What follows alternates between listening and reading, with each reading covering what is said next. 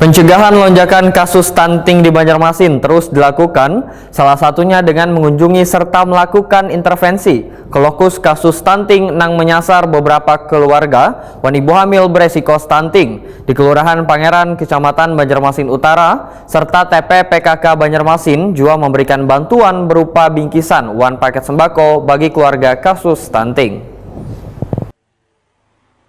Pencegahan lonjakan kasus stunting di Banjarmasin terus dilakukan, salah satunya mengunjungi serta melakukan intervensi ke lokus kasus stunting. Adapun lokus audit kasus stunting tahap 2 menyasar beberapa keluarga wanita ibu hamil berisiko stunting yang ada di Kelurahan Pangeran, Kecamatan Banjarmasin Utara.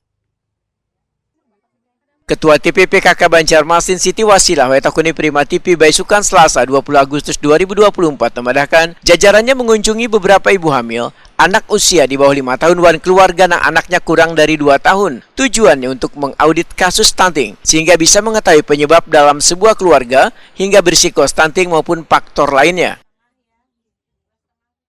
Hari ini tuh mengalami beberapa ibu hamil, keluarga yang punya anak usia di bawah 5 tahun dan yang keluarga dengan anak kurang dari 2 tahun dalam rangka audit stuntingnya. Kita ingin tahu apa sih yang menyebabkan di sebuah keluarga itu beresiko stunting dilihat dari ibu hamilnya dan juga bayi anak yang usia di bawah 5 tahun dan di bawah 2 tahun itu ya. Harapan kita dari edukasi ini kita dapat informasi ada masalah apa sih yang harus menjadi perhatian secara khusus.